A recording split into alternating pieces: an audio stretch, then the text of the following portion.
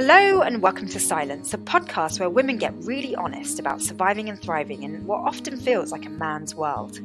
My guests are Wonder Women from the fields of science, technology, engineering and mathematics or STEM, where inclusivity and diversity can be a real problem. I know this only too well as a female Southeast Asian mechanical engineer. I was kind of a minority within a minority back then. I'm Dr. Shanice O'Mara, an engineer turned broadcaster. Throughout my career, I've worked on and reported on some cutting-edge technology and innovation. And through my TV work, I've met some incredibly inspiring women from a diverse range of STEM fields. Talking to these exceptional ladies has often left me feeling empowered, hopeful, and excited about life. I believe Scilence will enrich you too. Every week, a woman in STEM shares her unique experiences with absolutely no pressure in having to promote her accomplishments or guard her impressive reputation. Because I've come to realise that everyone is just way more open and relaxed when they're anonymous. So I deliberately disguise my guest voices so that we're just connecting as human beings rather than human doings. It's my hope that you really relate to what we chat about today. If so, please do subscribe to Scilence and maybe even rate and review the show. I'd love to have your feedback. This week, my guest is in the field of biomedical engineering. Hi. Hello, how are you? I'm good. How are you? I'm doing well. Thank you so much for coming on this podcast. It's quite an unusual setup, this whole anonymous kind of format that I have. How did you feel about it being anonymous? I'm kind of excited because I feel like as a student at my university, I kind of hold a lot of leadership positions where a lot of people think that they know who I am and kind of what I deal with on a regular basis. So I'm interested to see kind of what I get to talk about without having to worry about who hears it. Yeah, I did a talk today in a school and it was year 12, so I guess like 15, 16-year-olds. And it's so incredible how much we care about what other people think and often how we're judged by other people kind of makes us think that's who we are. And it's so like, I don't know, it's just so sort of unhealthy. But we all do it. I definitely did it when I was your age. How has that been? Like, do you think that you're very much like that or not so much like that? Yeah, I would say I've definitely experienced a lot of, I think, self-inflicted pressure to be who I thought other people expected me to be. And it's kind of taken me a while to realize that I was even doing that. And I actually had a discussion with a friend of mine not too long ago that kind of just we were talking about how women in engineering almost have this extra pressure to do more, succeed more, be more be more of a leader, just to have credibility. And I think that that's very true even on the university setting. Definitely. Yeah, I mean, Yeah. what is the sort of percentage of boys versus girls, men versus women on your course? I would say within biomedical engineering, it's actually probably one of the most diverse disciplines at my Yeah. university. We're actually probably about 40% women, Oh, but wow. other disciplines are definitely not that way. Mechanical being probably one of the worst, One of the as long, worst. Yeah. yeah. Yeah. So that's kind of where I've taken a lot of my other courses, and it's interesting to see the flip uh, of those two differences. And are you very aware of the differences? Like, do you feel that sense of being different in your mechanical engineering classes versus your biomed? I would say probably in my earlier years more so. I had actually come from an all girls high school, so the flip to having my classes being primarily all male dominated, whereas I'd come from an all female background. It was definitely more uh, noticeable then, and I would say uh, like I would have math classes where I would be one of two or three females, and we would all kind of sit together in the front of the room, and Yeah. and if we did well or asked questions, people kind of sometimes would roll their eyes or whatever it was, but Yeah. it was like you kind of have something to prove when you're one of few. Yeah, yeah, definitely. I mean, even today after my talk in this school, a girl came up to me and she's doing maths, further maths, physics, DT. I mean, all the very technical subjects. And she said she's the only girl in her further maths class. And she said she gets bullied a lot, actually, because of who she is and being female. And my heart really went out to her because what she doesn't realize right now, and I hope this changes very soon, is that she's amazing because she's so unique. And, you know, Right. we're often made to feel bad for being different when actually it's a real strength. I agree with you. I think like something that I bring to the table that a lot of people that I've met that are kind of, I guess, on like equal par academically, leadership wise, is that I kind of can see the underdog and like I strive to go out of my way to help others succeed.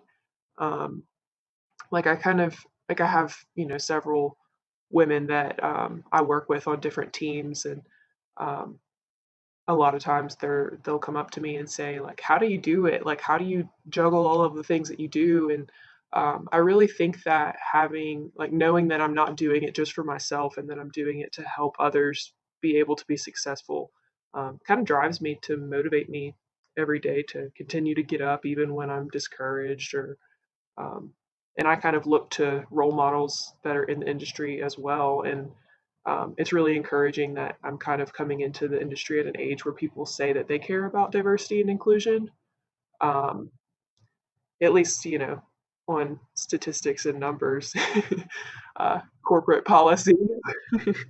Yeah, it's so interesting that you're aware of that because I wouldn't have thought that you would have had an appreciation of how difficult it has been for women in STEM in the past.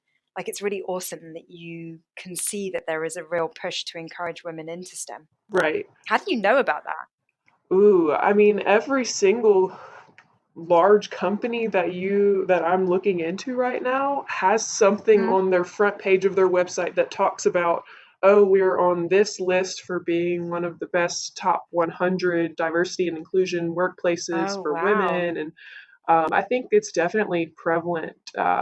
I can see it now that people are starting to care. Yeah. Um, and again, if it's kind of one of those mindsets that it has to start from the top down, but Mm.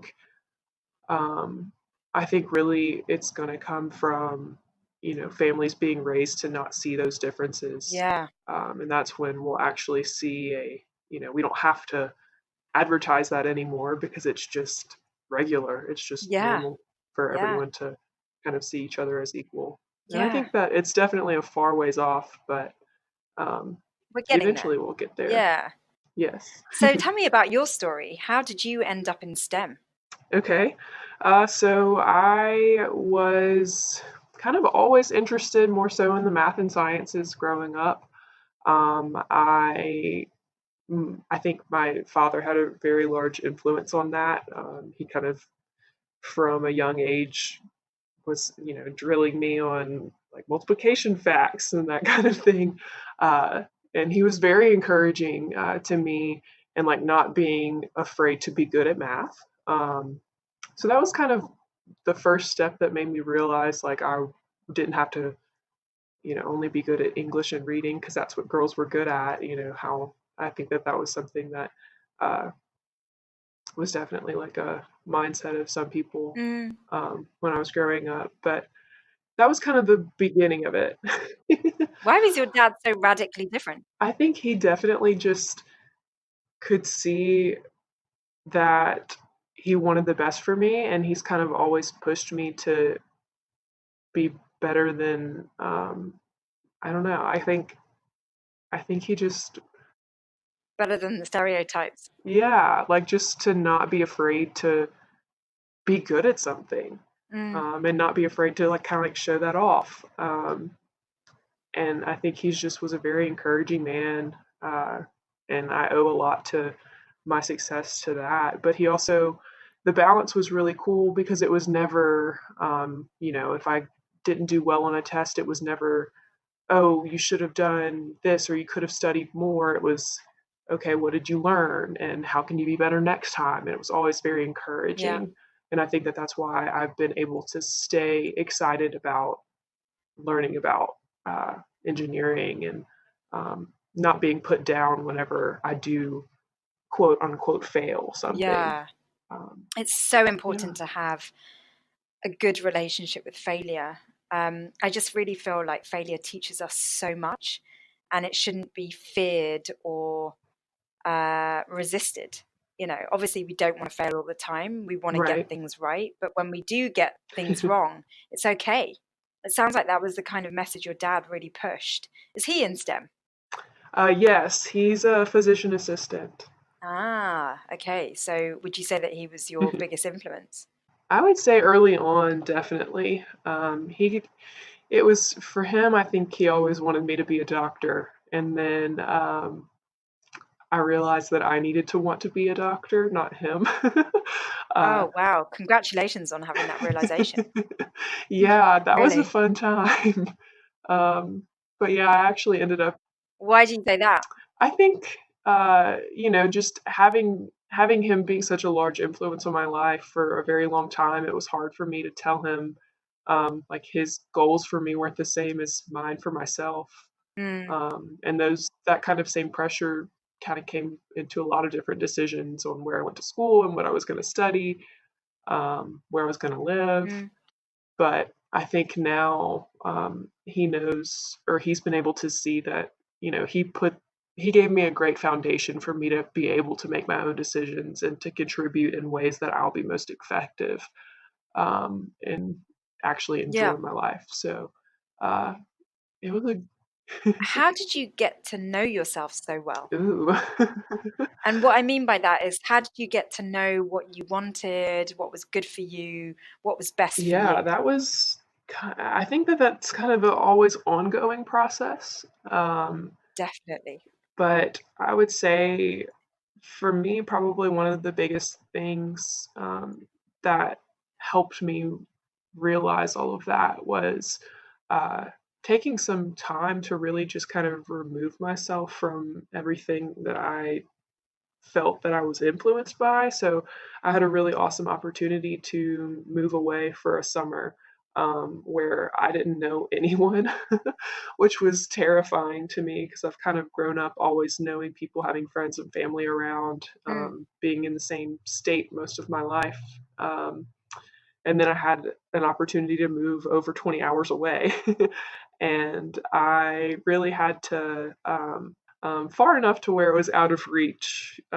So I think that and really taking time intentionally to journal every day was something that kind of made me get out of my own headspace and put it into words and yeah. being intentional.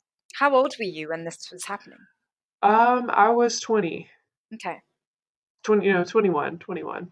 So it was really, So still pretty yeah, young. and it was a real time to, you're not a teenager anymore and you're kind of stepping into adulthood.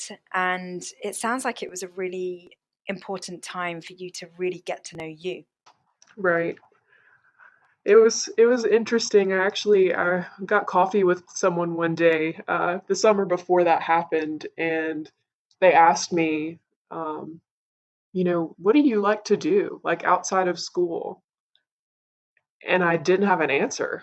Mm, um, I genuinely couldn't say that I knew what I like to do by myself without, a significant other or a friend or a family. And I was like, whoa, I really need to have an answer to that. yeah. Um, in that moment, I kind of realized like I really needed to take that time to figure that out. Mm. So how long did you take? Ooh, it was probably at least a year because going from a mindset where you kind of depend on being around other people or staying busy with the work that you have that you're trying to you know be the best at that can be very time consuming, and so taking making conscious decisions to step away from that and to figure out what I like to do by myself. It took a lot of practice, and it started maybe to be like once a week, and then it would be maybe once a day, and then it was finally, more frequent that I could actually decide for myself what I wanted to do. And it sounds so simple, but it was hard for a while. Yeah. I mean, it does sound really simple and really weird as a kind of thing that people need to do. But I couldn't agree more. Like, it's so essential to do that kind of work on yourself, to really get to know who you are, because it makes you so much more confident and esteemable to know what Right. makes you tick. And so when you are around people that kind of are not sure about your skills or not sure that you can deliver or perform at work or school or wherever, like, you know what you're capable of. Right. And it's kind of like, it's really interesting that you talk about this, because in my school's talk today, I was saying, really get to know yourself and all of that kind of stuff. But, at the same time, I was thinking, I wonder if my audience are wondering how to do that. Because I know that I did that over a very, very long period of time. Like, you're actually lucky that at 20 or 21, you sat down for a year and really focused on you. Because for me, I've kind of done it sporadically over years and years and years. And I feel like I'm kind of there now in sort of knowing what makes me tick. But I've taken a long time to get there, whereas you sound like you're kind of there.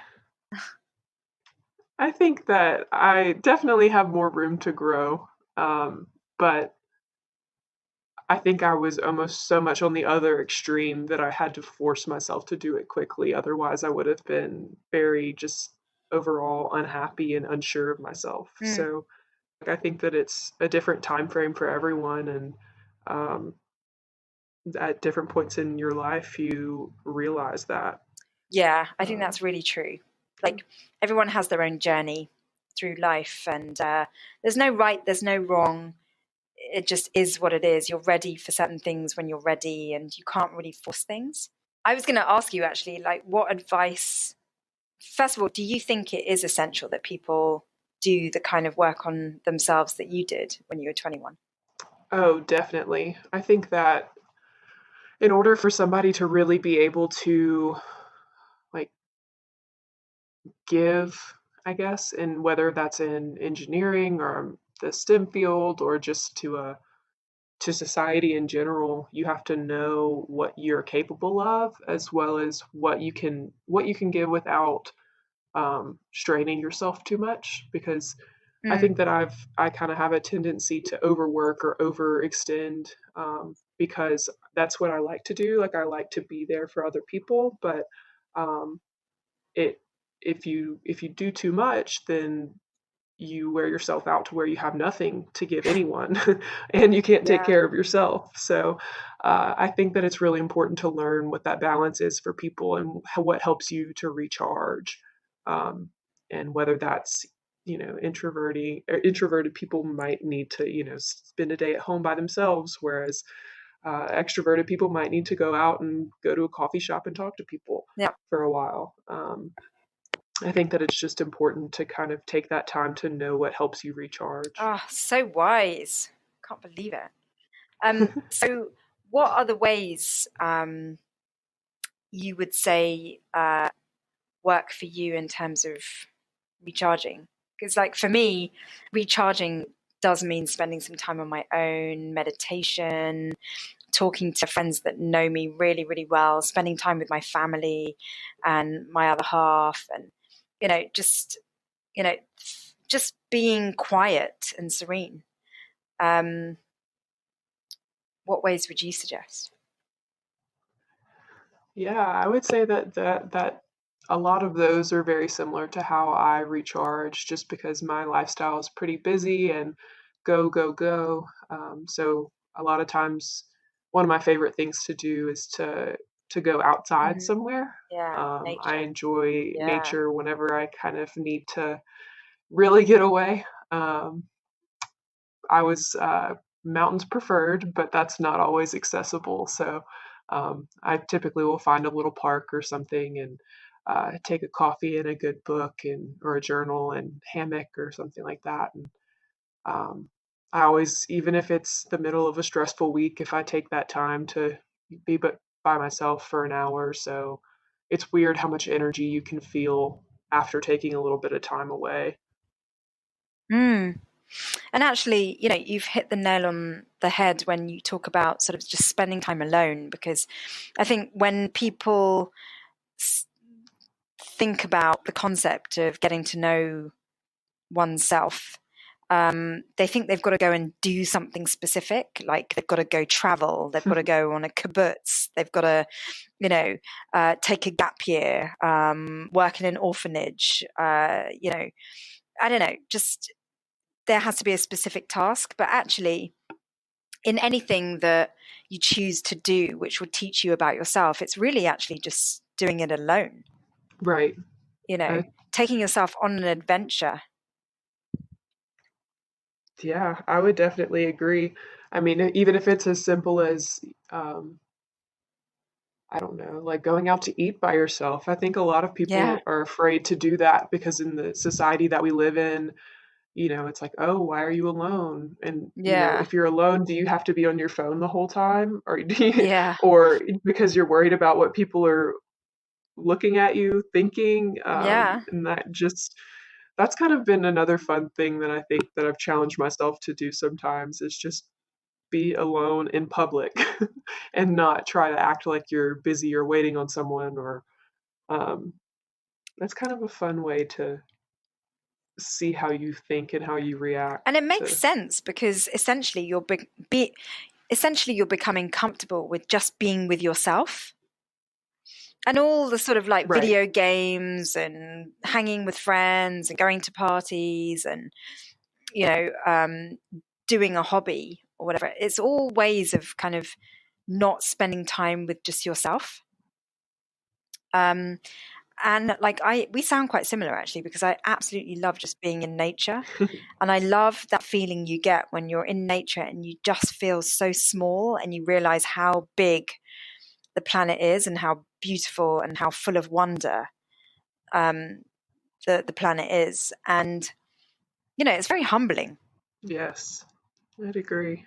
So you were saying that you were doing well at STEM subjects. What made you choose biomedical engineering?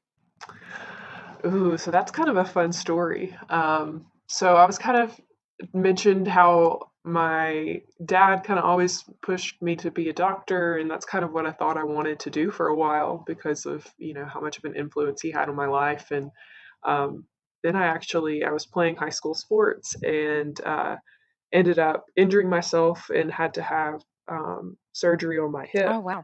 And yeah, so going through that process and talking to the physician and physical therapist, I realized like how interesting I thought the medical technology side of things was. Like I was fascinated by how MRIs worked and the kinds of surgical instruments that they would use to fix me, and I was just fascinated by the fact that there was just so much that went into um, providing healthcare. And I think as a like me as a human, I kind of talked about how much I care about people and how much I want to help them live better lives. And that kind of made me realize that my calling wasn't necessarily to be a doctor, but to influence people in more of an indirect way through the biomedical engineering field. So, Mm. partic- So it was out of a bit of pain and suffering that you realized your true purpose. Yeah, I would say that's a good way to put it. I think that um, I realized that there's a large gap between communicating between people who know what they're talking about and people who don't. Like, and specifically for physician to patient relationships, I felt like that was something that me as a high school student, I had no idea what was happening, but um, I think that there could be better ways to communicate to people to make them feel more comfortable or to realize their different options. And I just think that with biomedical engineering and with the healthcare field in general, there's a lot of gaps that need to be bridged between um, communication between technical expertise and the layperson, because ultimately that's who you're here to serve. And um, I think that it's the engineer and the doctor and the nurse and all of those people's responsibility to make sure that people are informed and people receive the best quality um, healthcare that they can. Definitely. So how's it turning out? Like, what's it like being a student? I would say it's been very eye-opening to realize the differences between what my like imagined um, scenario was for like the medical device industry and uh, ultimately everything is a business. So, um, you have to make decisions that weigh in from a business perspective, like how to cut costs, but still provide quality products and meet customer demands. And sometimes having to make really difficult decisions from a financial or a quality standpoint. And that's one thing that I think that I didn't really think about until I had actually had some exposure to medical device industry. Whereas being a student is more research focused and more thinking about innovation and what's the next big thing and understanding different processes. And I think that there's a large gap between the two.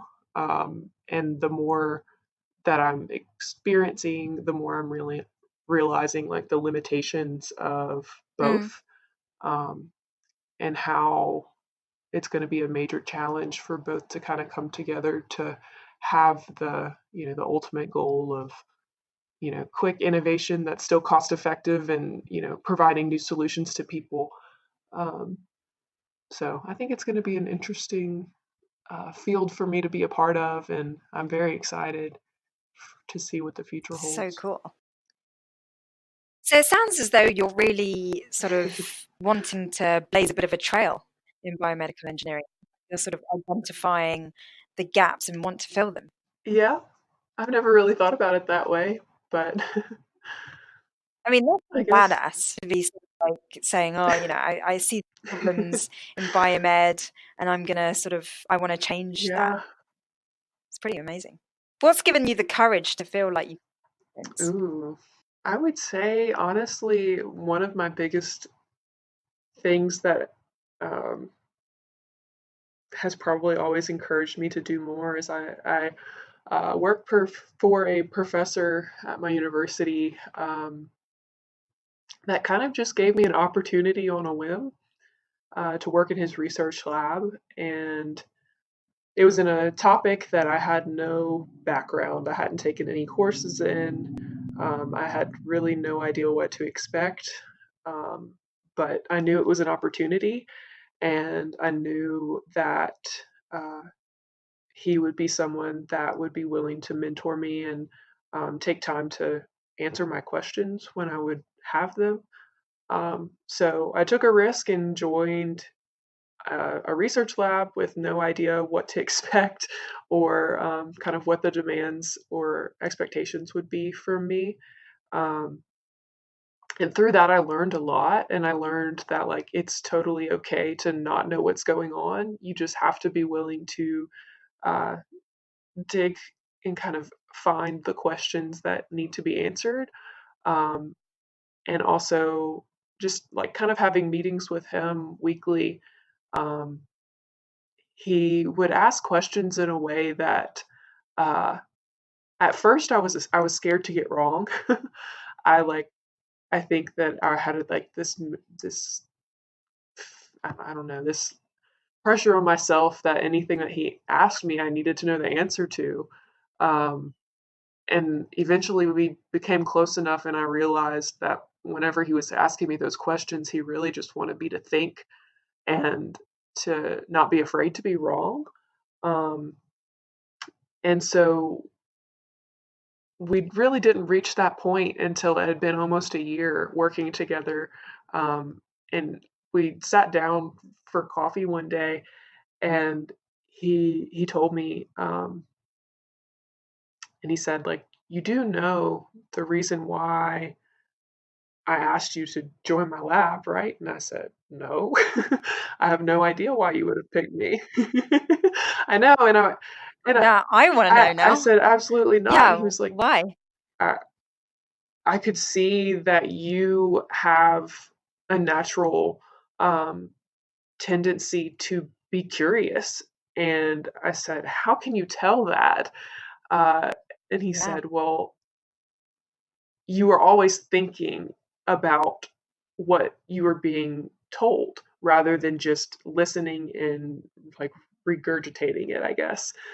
So it was mm, active listening that he felt was one of the things that kind of was able to set me apart and to be able to be successful and be curious.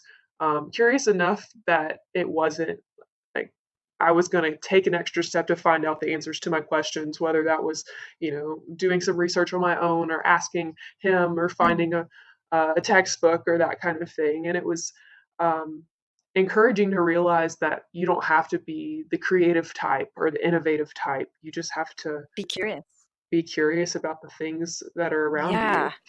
It's again another skill Uh, where it's like, how do you do that? Like, what does that mean? Be curious. What does it mean knowing about yourself? It's like, what do all these things mean? And, you know, often we're so concerned with putting a label on ourselves, like, I am an engineer, I am a lawyer. And it's like, engineers at the end of the day are just problem solvers, you know. And yes, we happen to be good at math and physics, but you don't have yeah. to be good at maths and physics to actually do engineering. I mean, James Dyson, one of the most powerful engineers to have come out of the UK recently, studied art, you know. So I think, yeah, curiosity is a really great skill to have. But you Yeah. also mentioned hard work. Like, you know, do you think people your age or maybe younger are scared to work hard, or maybe they're working harder than ever? Like, what's your opinion on that? Ooh, I think that there's kind of a mix of both. I would say that Mm, I've, I've been around people who think that no matter how hard they work, they won't be given the opportunities that they think they deserve.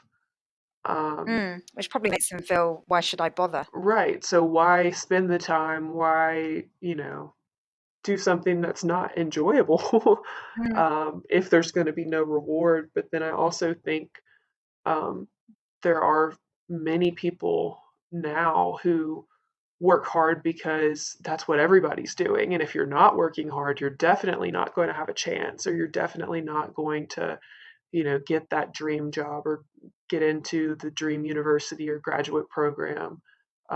So I think that there's a lot of competitiveness now too, with people who kind of have the opposite mindset. But then if you have both of those camps, you have people who mm, maybe didn't realize that they need to be working hard at the beginning of their career, and then they feel like, oh, why start now? There's so many people who've been doing more, had more opportunities than me, and I'll never be that way. Um, I think that a lot of people can kind of put themselves into that category also. Um, but I think it's important to help people like that realize that there's no limits on potential, um, and you can kind of make your own time frame. It doesn't have to be constructed by what you think society expects you to be doing at a certain point in time. yeah, because I know in my engineering days, I wasn't necessarily the smartest kid in the class, but I really worked hard um, to achieve what I have achieved. And definitely for me, hard work replaced not being, the brightest kid. Um, and I feel Right. like we're living in an era where, what you see on social media, um, almost kind of covers up the fact that hard work really is required in order to get somewhere in life. Like even, the Instagram stars work really hard to create their brand. It doesn't just happen. But when you look on Instagram, like you do see someone with 1 million followers that appears to have not done much other than be themselves to get that. And it's just so sort of like Yeah. um, delusional. But what I love about STEM subjects is the fact that we are dealing with reality and kind of truth in a way, because with Newton's laws of motion, for example, like you can't cheat them; they just are what they are. Yeah. Um, and I just love the fact that science is so real.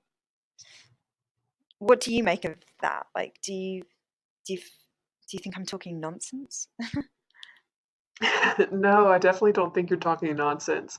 I think that that's something that um, I definitely agree with. I think that's something that is very exciting about science and math, and it's something that's concrete and not opinionated, I guess. I think Mm, that there's a yeah, lot of things that you can have different opinions on, whether it's politics or policy that, different countries are implementing for various topics. And, there's always going to be different viewpoints, but science and technology is something that could really unite people yeah. because if it's used the right way, um, all it can do is Mm, benefit us.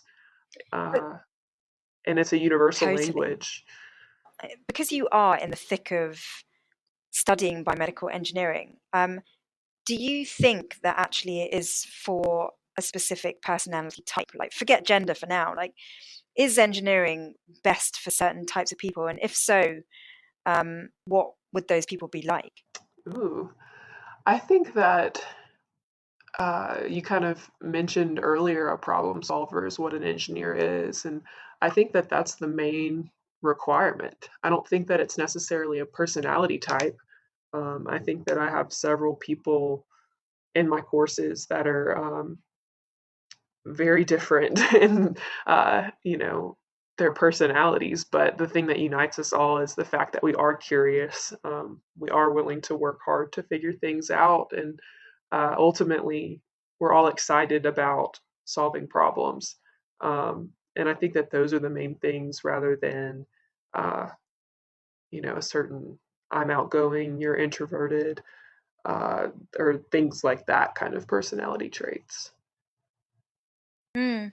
And actually, those different personality traits are exactly what companies are crying out for because they really want diversity. Um, diversity brings a variety to any team. Right. But I guess maybe what I was asking you was more of a, um, do you think STEM is for women? Um, you know, because when I was doing my engineering, I was surrounded by guys, and I usually was the only woman in the group. I guess what I'm asking you is, do you think STEM is for women, given that you are in it? Because my experience was I often felt like every day of my engineering career that I was in the wrong place because there just wasn't anyone like me there. And I wonder whether you ever feel that in your life, your engineering life. Yeah, I would say that um, I've definitely felt both ways. I think that I agree. There have been times where I definitely didn't feel like it was my place, specifically like in a manufacturing environment. Um, there were comments sometimes that, uh, why are you dressed nicely? Or why did you put makeup on to come to work? And I'm like, well, because I like to look presentable when I go to work. It's not to impress any of you. That kind of thing. It's like, I don't know. But for, in those situations when I was the only girl, or, I was somehow bring a new idea to the table, and people seem surprised by that. I was like, that's kind of an interesting feeling that I guess I hadn't really had before. Like in the classroom setting, I've always had at least a couple other girls that we would kind of bond together and make our own group, so that we didn't feel alone. But whenever I've been in situations where I have really been alone, but still tried to contribute, um, it's amazing how once you give one good perspective and follow through on it, how all of a sudden uh, the tides just kind of shift. And I at least like felt the respect. But prior to that, it was very much, why is she here? Yeah. Why is Okay. she sitting on this meeting? So tell me, like, literally in detail, how you managed to be resilient amongst those sorts of opinions. Yeah. So the situation that comes to mind is kind of funny. I was an intern for a company, and they were going through this kind of off the wall abnormal quality issue with one of their like packaging processes. And so I was like week 2 on the job, really had no idea what I was doing, but my manager said, mostly because I think he didn't really know what to do with me at the time. He was like, "Come with me to this meeting." So I said, "Okay, of course." And so I sat down in the meeting, and then the people. I was about 15 minutes early, um, which ended up being 20 minutes early because everyone else was 5 minutes late. And I was the only girl in the room. I was also the only person probably under the age of 40. Um, and all of a sudden, so all of these older engineers and manufacturing personnel came in, and they set up a phone call with some vice presidents up in the company. And I was like, oh my goodness, what am I sitting in on? And why am I here?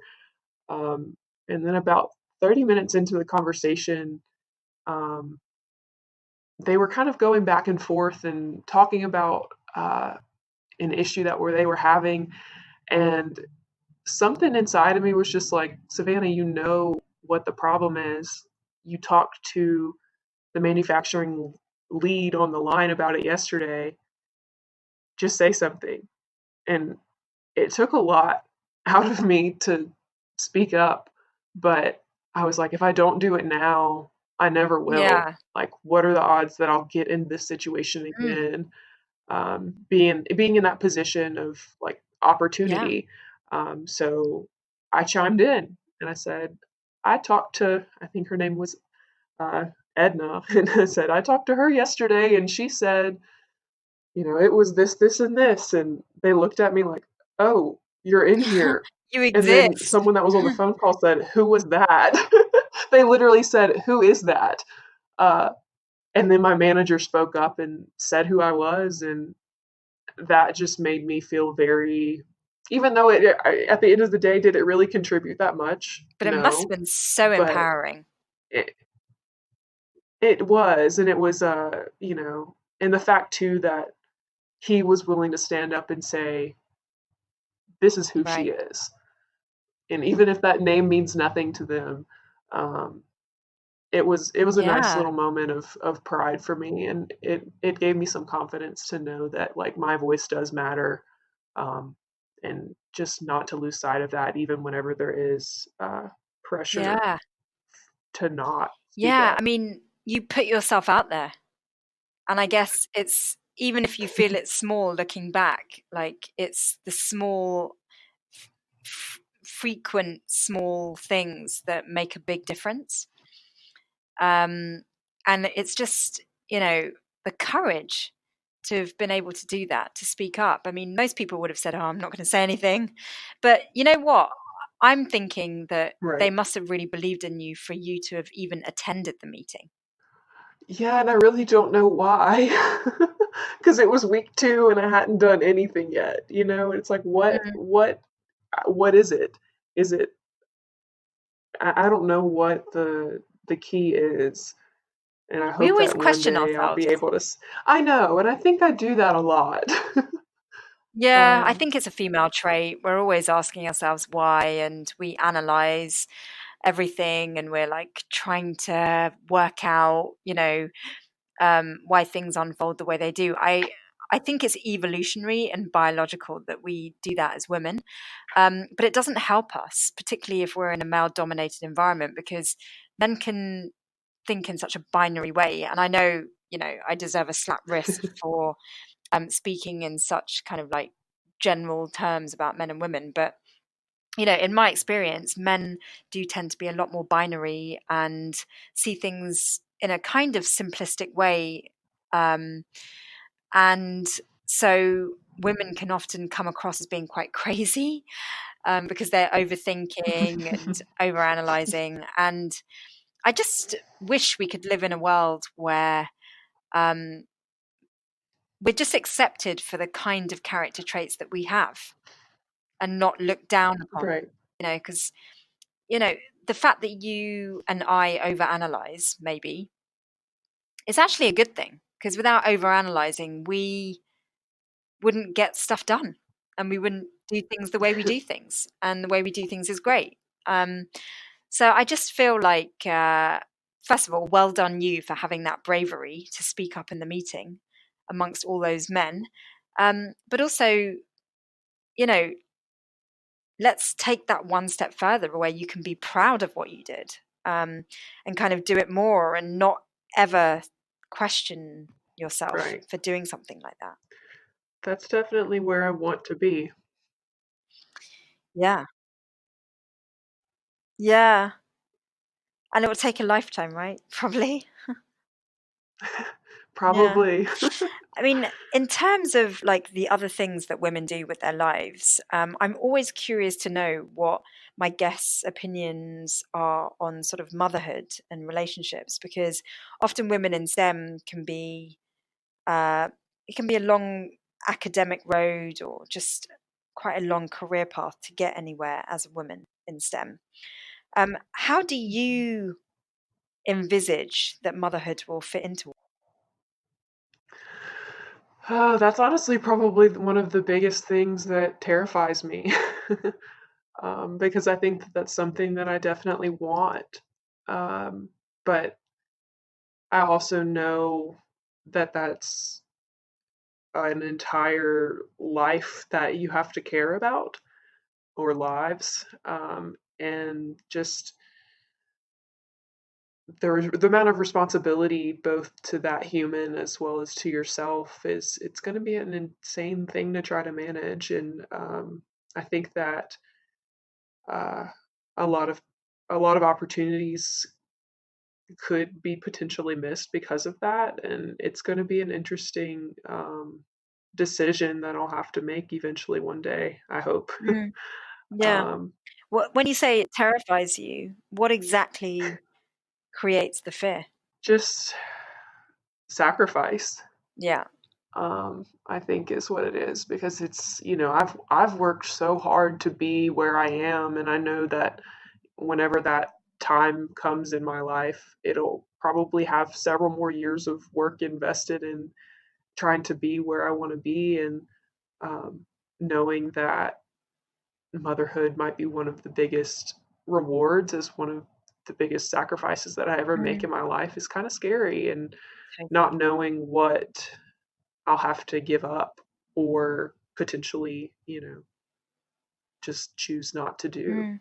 Um, I Yeah, don't it's know. tricky. And I'm assuming you're in your 20s, and it's probably not Yeah. a time where you have to really make decisions. But I do find it quite amazing that as a woman, um, like time just disappears. Like it's just things happen so fast, and particularly if you're ambitious and career minded, and before you know it, decisions have to be made, and it's just, you know, I wish someone had told me that when I was in my 20s, because when I was in my 20s, I was like, oh, I don't need to think about it now. It'll be fine. And then as I got more and more successful, or more and more in the direction that I wanted my career to go. I didn't want anything to jeopardize my trajectory. And so I just find it fascinating Right. how different women tackle it. And, again, it's very interesting to hear the perspective of someone like you, because you sound very ambitious and very capable in STEM, but at the same time, you know that you want a family one day. So I'm always so curious to know, like, what the thoughts are in the mind of someone like you. And I guess it's really could be summarized as it will work itself out.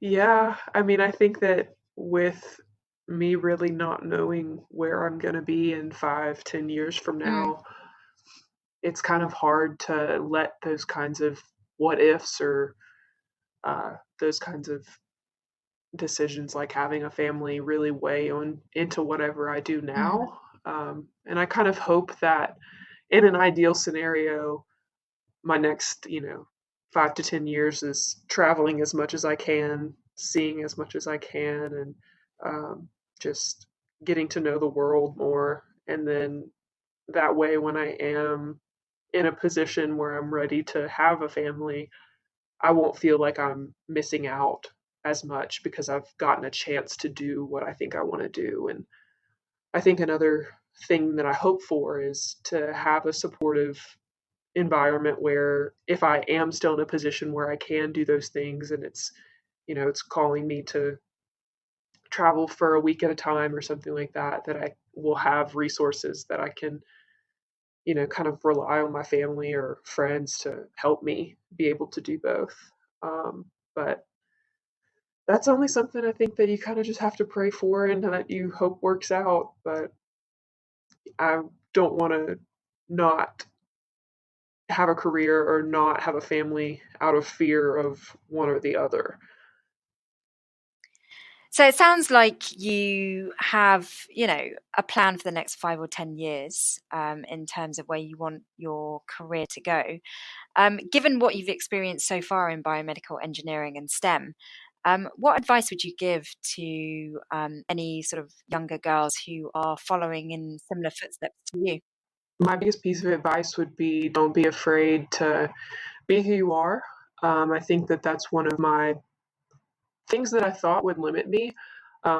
Being from kind of a place in the US that's less known for their innovation and engineering uh, prestige. I think that I originally kind of had an impression that that might limit me and my opportunities, but ultimately it doesn't. Not if you're willing to kind of just not see those barriers and to push past them. Um, and just from the perspective of being a woman, don't be afraid to speak up. Uh, your voice needs to be heard because just like anyone else's, everybody has different opinions and they're all valuable. Um, so you bring something to the table that no one else has, and don't ever forget that. I think, lastly, um, it's also very important to find a support system because as women, um, we're going to be challenged a lot in our participation in the STEM field and having role models or peers, uh, whether they're women or not. Um, that is very important for you to be successful.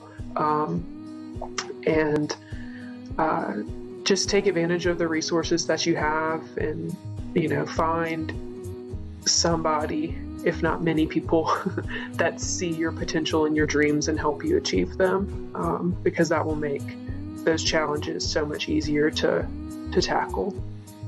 Wow. What an amazing synopsis and such wise words. Thank you so much for joining me. Of course. Thank you for having me. I really enjoyed speaking with you today.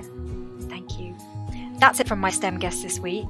Gosh, For someone so young, I have to say, she offered such inspiring words of wisdom, but also reassurance. I guess having just spoken in a school this morning and hearing what it's like for young people to be in a minority or be female in a very male-dominated world, hearing from someone so young is just exactly the kind of advice that I'm sure the students that I spoke to today and you as listeners would find helpful and comforting.